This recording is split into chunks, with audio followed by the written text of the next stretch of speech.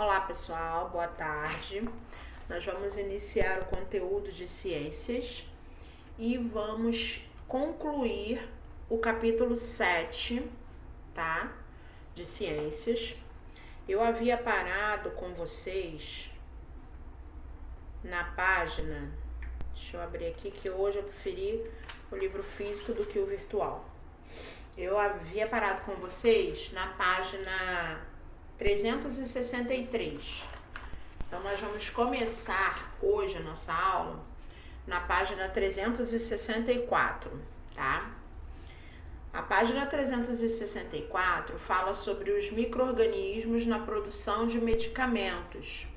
Então, a gente tem uma HQ, vamos fazer a leitura dessa HQ. Ei, Luquinha, agora erramos e estragamos tudo. Não podemos ser cientista mesmo.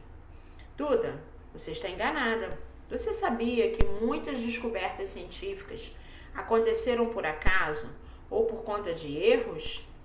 Sério? Sim. Um exemplo famoso é a penicilina. Já ouviram falar? Vamos investigar como aconteceu? Claro, e o Luquinha pode ser o próximo grande cientista da história. Então, tem duas perguntas aí. Você já ouviu falar em penicilina? Você sabe como ela foi descoberta e como ela funciona? Vamos ver nessa página que tem uma imagem horrorosa, né? Mas vamos tentar entender como a penicilina apareceu na vida da gente, ok? Antigamente, era comum que as infecções causassem mortes. A prevenção com água e sabão era a única esperança. Um pequeno corte podia causar uma grande infecção. Nesse tempo, em um certo dia, o cientista Alexandre Fleming estava cultivando bactérias quando uma gota de secreção de seu nariz caiu sobre a placa de cultivo. Para sua surpresa, as bactérias atingidas pela gota morreram. E ele pensou que talvez como o nosso corpo produzisse uma substância eficiente contra bactérias. Foi o seu primeiro contato com a lisocima, que é uma substância presente em fluidos corporais e eficaz no combate a determinadas bactérias. Virando a página, saindo daquela imagem horrorosa e continuando a leitura, o tempo passou e em um dia Fleming saiu de férias e deixou um material de pesquisa, as placas de Petri com as colônias de bactérias sem nenhum cuidado específico. Ao retornar, percebeu que as placas tinham mofado, outro descuido. Analisando melhor uma das placas, percebeu que ela estava cheia de pequenas colônias, exceto por uma área perto de onde um ponto de mofo crescia. Ele logo pensou que o fungo tinha alguma substância que matava bactérias. Essa substância era a penicilina, secretada por um tipo específico de fungo chamado de Penicillium notatum. Passou-se muito tempo até a penicilina ser isolada e utilizada comercialmente. Mas esses supostos descuidos foram os primeiros passos para que essa grande descoberta acontecesse. Aí nós temos embaixo um pequeno resumo do perfil de Alexandre Fleming, que foi um cientista escocês, nascido no fim do século XIX. Ele estudou medicina em Londres e descobriu os efeitos antibióticos da lisozima e da penicilina. Por essas descobertas, ele ganhou o Prêmio Nobel de Fisiologia e Medicina em 1945, porém, ele não patenteou. O que é patentear? É registrar num papel essa descoberta, que no caso foi a penicilina, pois ele queria que ela estivesse disponível rapidamente para quem precisasse.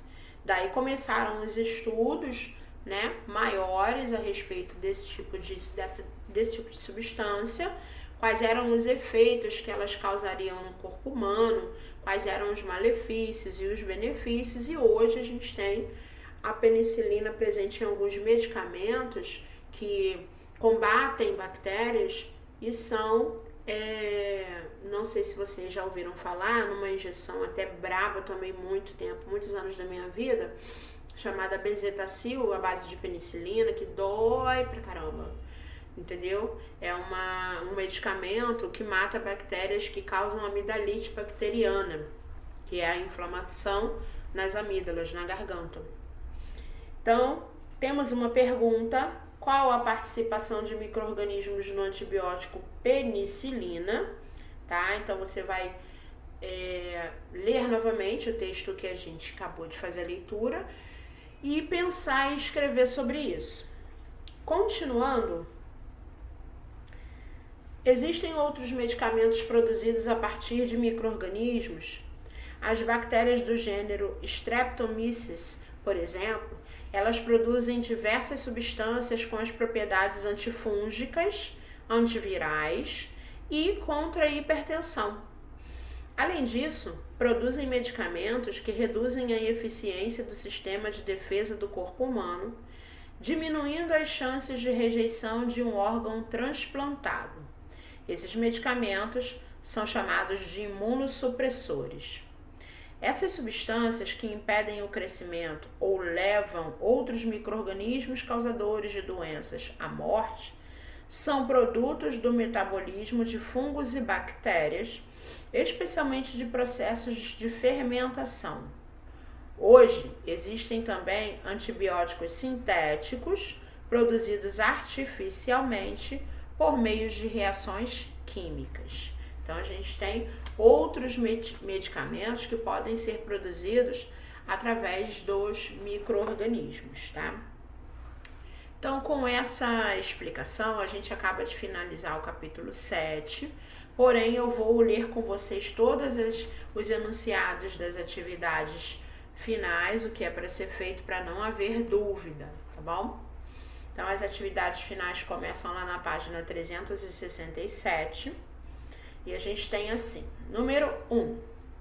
Yuri, o pai de Duda, acordou um pouco mais cedo, certa manhã, e resolveu fazer um pão para os filhos. Ele não tinha muito tempo, então misturou todos os ingredientes rapidinho e pôs o pão para assar. As crianças acordaram na hora que o pão ficou pronto, mas quando foram provar, o que Yuri, na pressa, esqueceu de fazer. Dá para entender que o pão não ficou muito fofo e nem cresceu tanto assim. Então, lá no início do nosso capítulo, a gente vai falar de um fungo presente no fermento que faz exatamente esse processo, com que a massa, além de ficar fofinha, ela cresça. No número 2, observe os tubos a seguir. Em qual deles ocorrerá a fermentação? Você vai circular o tubo correto e nas linhas abaixo você vai explicar por que você escolheu esse determinado tubo, tá? Depois vamos lá para a página 368. Leia a tirinha a seguir. Eca, agora não posso comer laranja. Queria que todos os frangos desaparecessem da terra. Mas você não gosta de pão? O que isso tem a ver? Perdão, gente, eu li frangos, não tem nada a ver. Ai, meu Deus do céu. Eu já ia falar, ué, o que tem a ver o frango com a laranja? Eca, agora não posso comer laranja. Queria que todos os fungos desaparecessem da face da terra. Você não gosta de pão? O que isso tem a ver? Bom, ele tá vendo uma laranja que tá mofada devido a um fungo.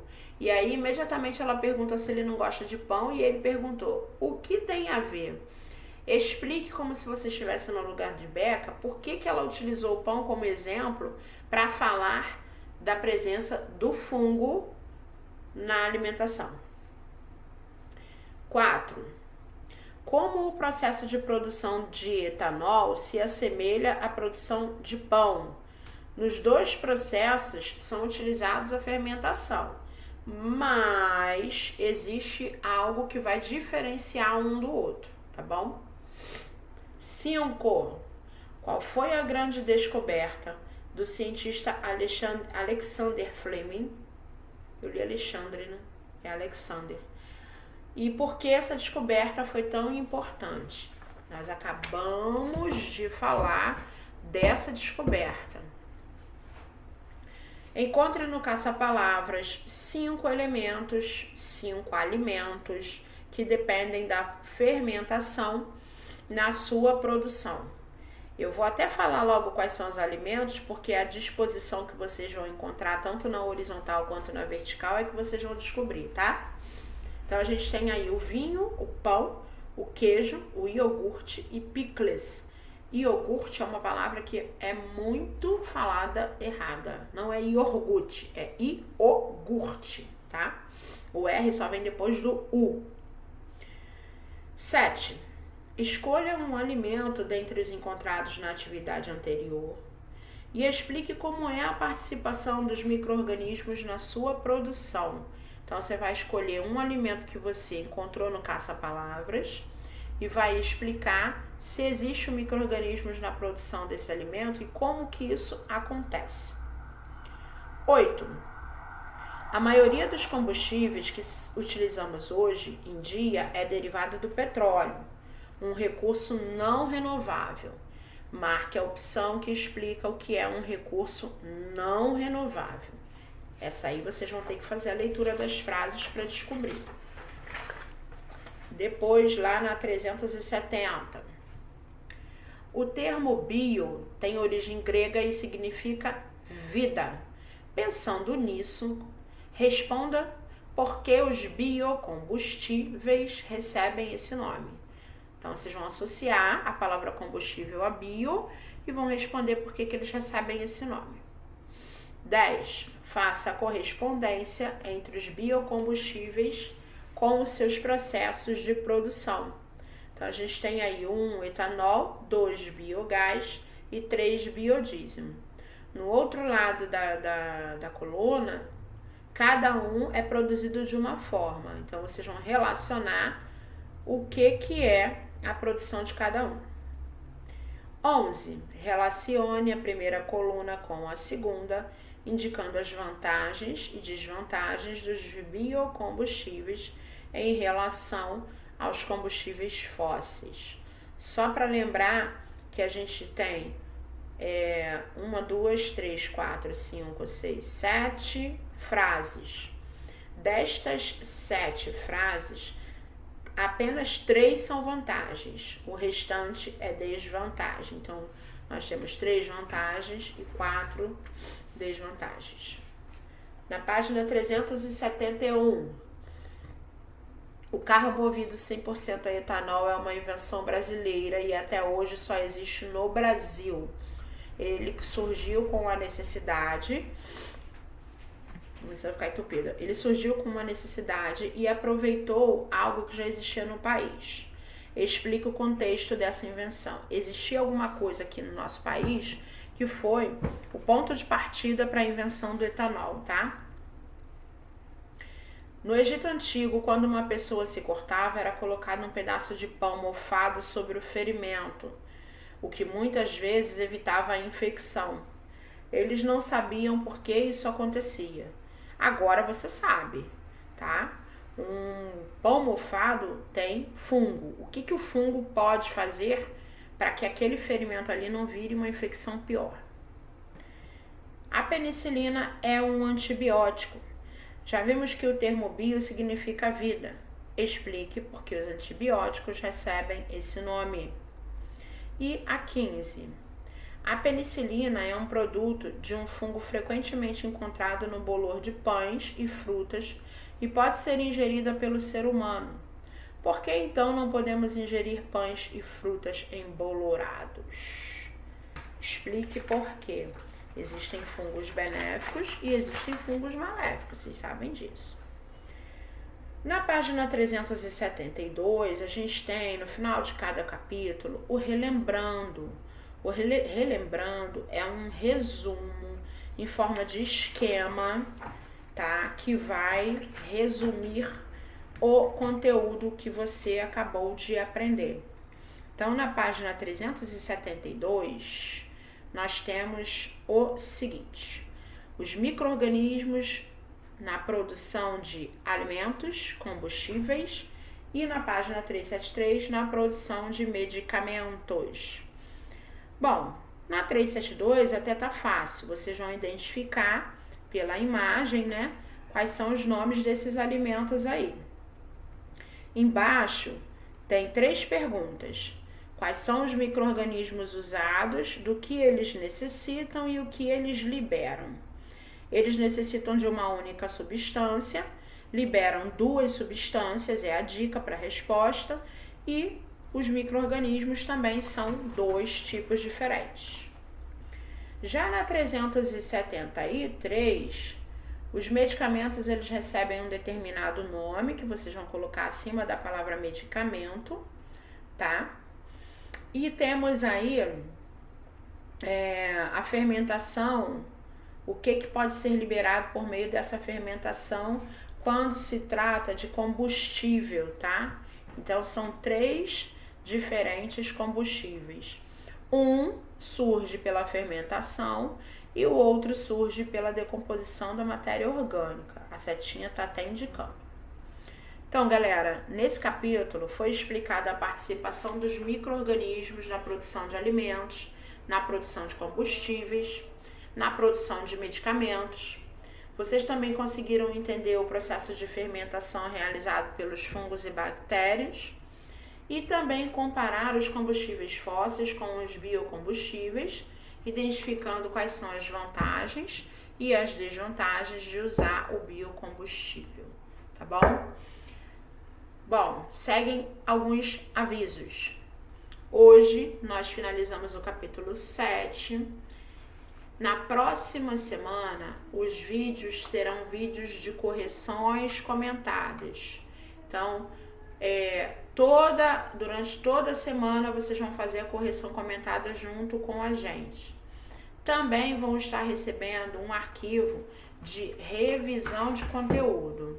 Esse arquivo, ele vai contar com uma bateria de exercícios para vocês fuçarem o capítulo 7, né? Lerem todos o capítulo novamente e responderem a tarefa.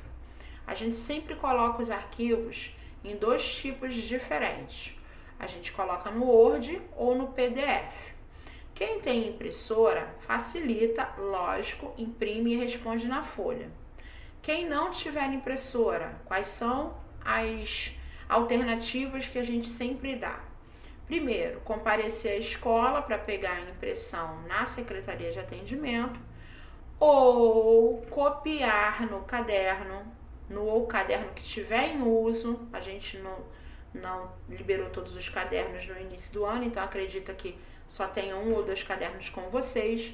No caderno que tiver em uso, vocês vão copiar e vão responder. Então, não pode ficar sem fazer a tarefa. Existem alternativas que a gente está explicando sempre e falando sempre para vocês. Ou a impressão na escola, ou copiar a atividade para poder estar respondendo essa atividade sem falta, tá? Aí, na outra semana, a gente não tem correção porque foi corrigido o capítulo 7 e foi dada a atividade de revisão. O que vai ser feito? A gente vai iniciar o capítulo 8, sempre da mesma forma, até a metade. E junto dessa semana vai o gabarito comentado das atividades de revisão que você imprimiu ou copiou. Correto? Quem assiste o vídeo, quem presta atenção quando eu estou explicando, quando os demais professores estão explicando, consegue entender perfeitamente. A gente libera o gabarito comentado das atividades e aí vocês fazem a correção. Aí é o momento de autocorreção dessa tarefa que vai ser enviada na semana que vem, junto com o vídeo de correção do capítulo 7, tá bom? Não vamos correr, mas a gente está conseguindo cumprir com a apostila no tempo certinho. Por isso que a gente está dividindo para não ficar muito conteúdo, muitas tarefas, muito tudo. E continua a minha insistência aqui com a participação nas aulas online, são muito importantes. Vou começar a partir de semana que vem fazer a cobrança por chamada, tá bom? É isso, galera. Monitoria Não esqueçam de participar também, porque vocês têm que fazer a correção das atividades finais com a tia Nathalie, tá bom? Então terminamos a nossa aula de hoje de ciências. Um beijo, fiquem com Deus.